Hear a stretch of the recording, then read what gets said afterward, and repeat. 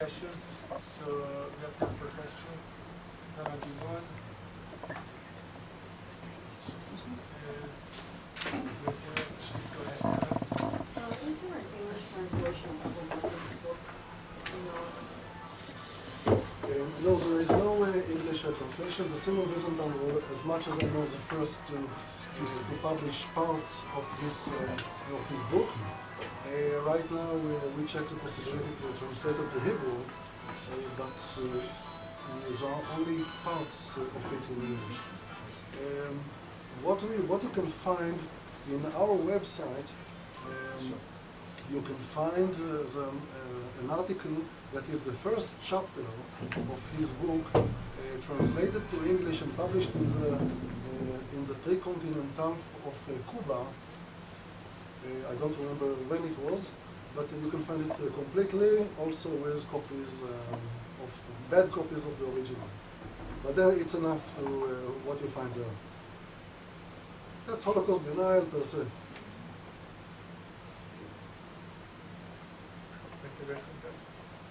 A couple of questions. This book of Berg, what party is he, and what is the book about? You had this book of 2007 of this. What? Brandburg, no? No, it's not Avronburg. That's what you're referring to. No, that's a Oh yeah, you mean a letter to Lady Liberty? Yeah. Yes. Yeah. What party is he? What is the book about? The book was first. He was conservative, right? Yeah. He's from the Conservative Party, intellectual person and lovely to listen to. Very educated. He was reacting against the left wing in Norway, all the time jumping against United States, even more than Israel. So he wrote the book as a reaction, just to put things a little more balanced. And Israel is a part of it, but United States is a mistake. Now, you say that Willock didn't receive the Dalai Lama, but Willock was also the first one to receive Hamas representatives when he was no longer Prime Minister. Yeah, that's right. Kory Willock is a former Prime Minister and is one of the most respected leaders of society, if I can say so.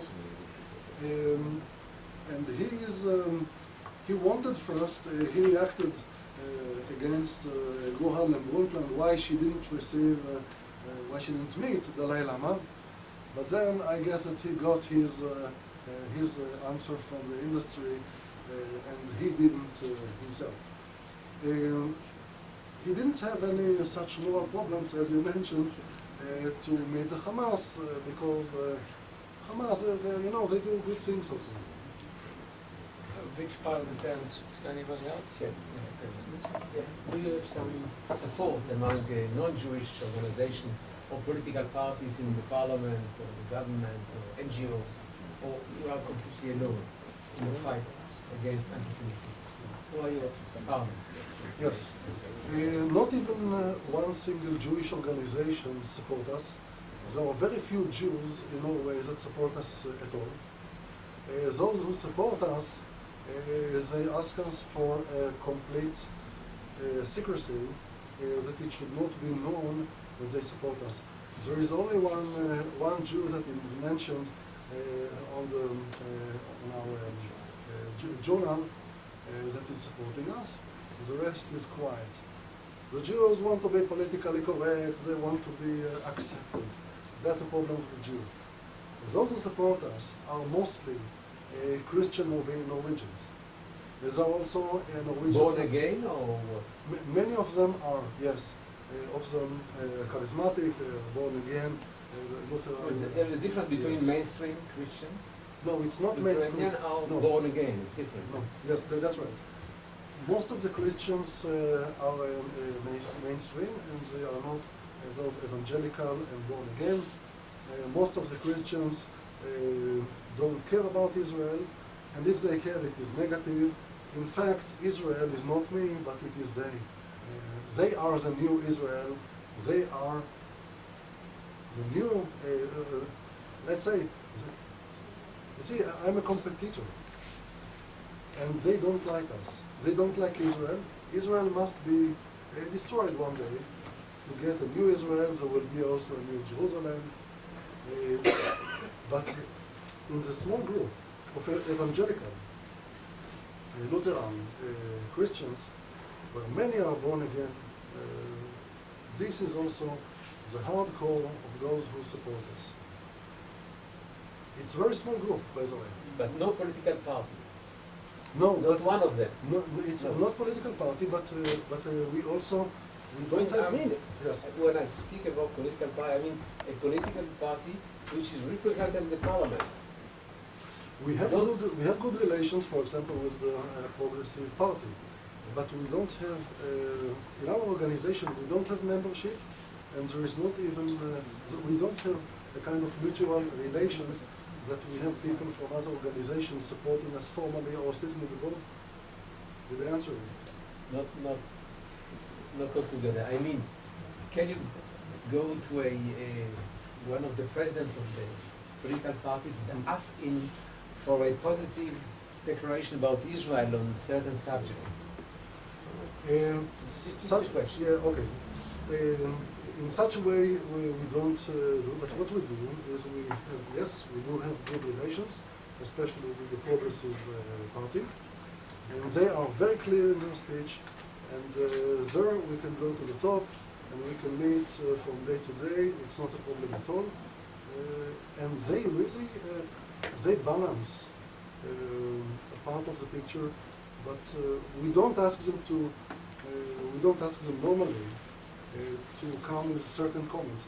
We did, however, in the previous government, the Christian party, one of the members there, was willing to work on the case of how Norway financed the Palestinian school books and what kind of Jew hatred you find there.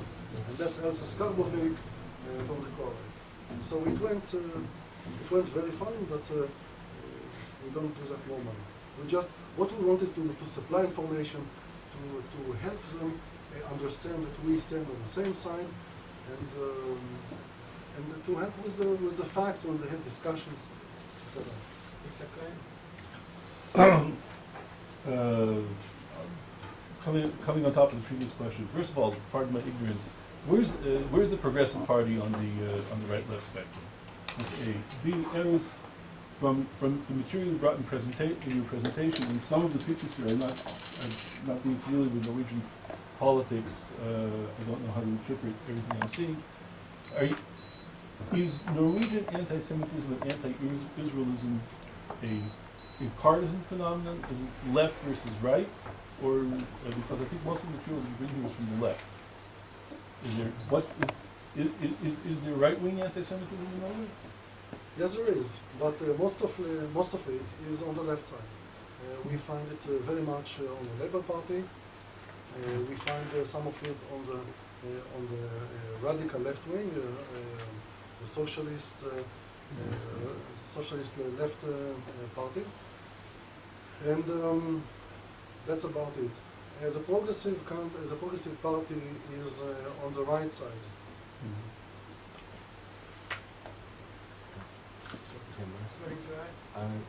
As the gentleman said, you didn't mention the right wing. What is the present status of neo-Nazi groups in Norway? After all, there is a history there.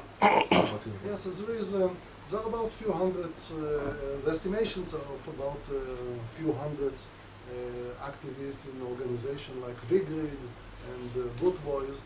That's kind of real neo-Nazi organizations. There were members of these groups came also to the media when after some expressions against Jews and even others. Some violence was, but Generally, it's not an existing phenomenon. It's so small. When you open Norwegian media, when you open the TV, and when you get problems in your stomach because you saw the news, it's not because of these few hundreds, but because of the people leading the society. And this is why I don't care about them so much. The left wing is speaking very much about those few hundreds neo-Nazis. But that's not what scares me. There are not people in high positions. Maybe there are people in high positions that hide their intentions. This is something that we have to think about. But it's not a big issue. Justice Ryan? I visited the Holocaust Memorial, which is located in the house that Quisling used as his headquarters in Oslo during the 40s. Do you think the role of this new Holocaust building and its directors is a positive development, or do you see this as limited to understanding the Holocaust but not the particular threats that face Jews today? I agree with you suspect what many other people suspect, and I will go even further. Also, the common opinion among our people, no, my opinion, a little easier to say, as a Holocaust center is something that doesn't exist. We think about it as a Holocaust center because this is how it was called before it was established. And in the beginning, it was so. Today, it is called HL Center, which refers to the Holocaust and Livssynsminoriteter. Yep. Livssynsminoriteter. How do you say in English? Different views. Minorities with different views, etc. So everything is combined in this Holocaust Center. They say our mandate is to prevent, let's say, to make a better relation to many minorities. Holocaust is a major part of it, but it is not all. Even if that's not enough, Holocaust, by their definition, and you can find it on the internet, Holocaust is not something that happened only to the Jews, but the Jews were the greatest issue in the Holocaust, but it also included gypsies and others. When it comes to Israel, they are negative to Israel and is under the hardest attack against Israel. Their leader, Odd Fure, when we were really working hard to balance the attacks on the media, Odd Fure didn't find something better to write than to attack part United States because of Iraq and to attack Israel. And even the Israeli embassy had to react very strong. We were outraged and we contacted the embassy. It was Lior Herzl in her time. And her secretary wrote a hard letter published in the newspaper against the main person in the Hoel Center. And now they had Norman Finkelstein visiting in Norway, and that's the second time that Hoel Center is coming to confront him. This time it was much better than last time. The last time, the director of the Hoel Center even said that he is attacked because of his criticism. I mean, Norman Finkelstein is attacked because of his criticism against Israel, but he, in fact, he has some good points, and it's not so bad, etc. And so it's not something that is going to help us. They have no opinion at all when it comes to Israel. Israel doesn't exist there. And the fact that there are so many Jews that are afraid. The Jews are afraid, you know. When they are so deeply sitting in the institute, it's not a point that can help us. I don't accuse them. The fear comes from the Gentiles' anti-Semitism, and that's the main problem. We have also to deal with how it reacts, how it influences us, but it's a problem. Thank you very much. One more question, last question. I'm a Christian who works to fight anti-Semitism. I'm working with Yad Vashem and Christian Embassy on some projects. And I'm also partly Norwegian, although I've never been there. But I'm interested in your, in the beginning of your paper, you point out that anti-Semitism existed before there were any Jews in Norway, and you attribute that, I think correctly, to the influence of the Christian Church and its views in the medieval period. Do you think that that is still influencing modern Norwegians who are hardly very religious, other than the born-again evangelical sorts of whom there are few, I guess? And the church doesn't seem to have much influence in Norway today. Do you think there's still repercussions from the past, or it's just sort of ingrained in the culture, or how do you see the church's position? First, it's totally correct. The pictures that you give, most of the Norwegian don't attend the church more than one time a year, and that's the situation. But the influence is much deeper. It's a part of the culture. When you read European poetry and you read the philosophers, and so you can find from many places you can find some anti-Semitic expressions, including Holberg, the great Norwegian composer. Yes, and it's now a person that comes with anti-Semitic expressions is not an anti-Semite. In fact, half of my family and also me had some nice expressions earlier before I understood that it's wrong.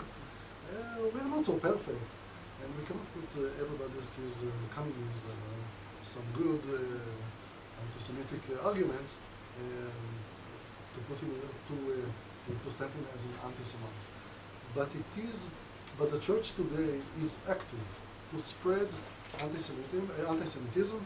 I also showed it in my previous lecture. Even they use Jesus against the Jews.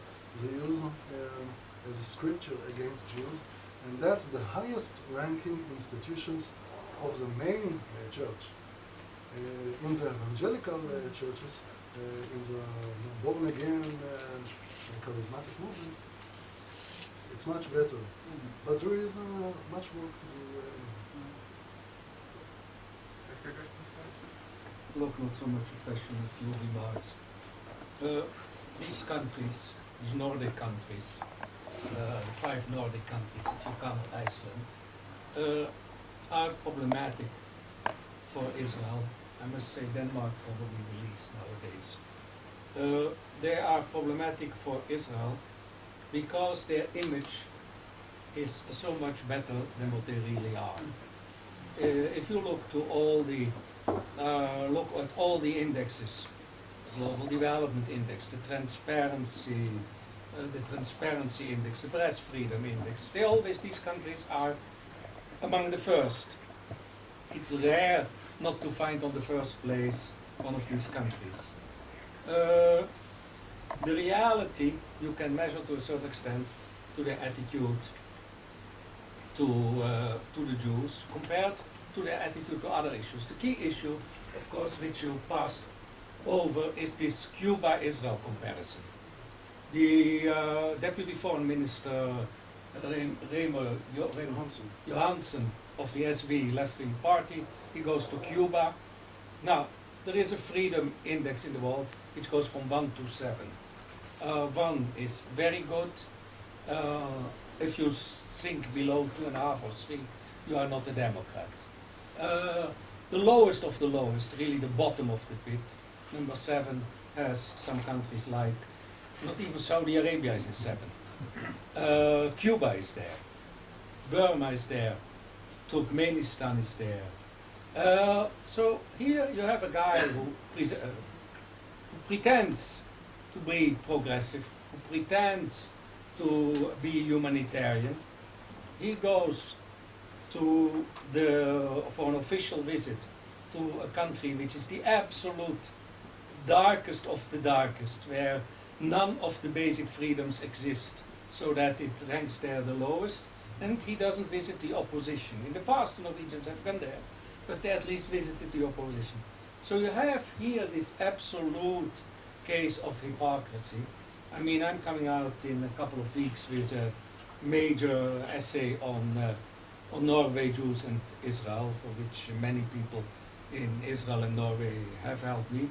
I ultimately want to come out in next year with a book which I'll edit on the 5 Nordic countries. And our problem, of course, with these countries is you have no Jewish allies there, because the Jews are silent Jews. Because if you are not a silent Jew, it's very difficult to live there. They are physically intimidated, of which there is very little publicity given there. The language nobody can read. But no, this is tremendous. I mean, it's not as bad as Finnish, but Icelandic. Huh? Icelandic. Icelandic, okay, Icelandic. We talk in these 5 Nordic countries about the Jewish community, which is in these 5 countries together a third of Baltimore, and much more assimilated than Baltimore is. No, these are the realities. We talk about countries like Sweden. It's the first time, I believe, that ever a synagogue service had to be moved out of the synagogue because of Muslim threats was in Sweden last year. So you have all these things, and they get no attention.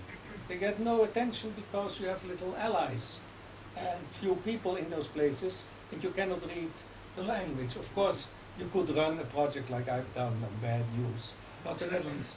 But the Netherlands situation is infinitely better than the situations in these countries. Look, let's not fool around with it. In the Netherlands you have allies.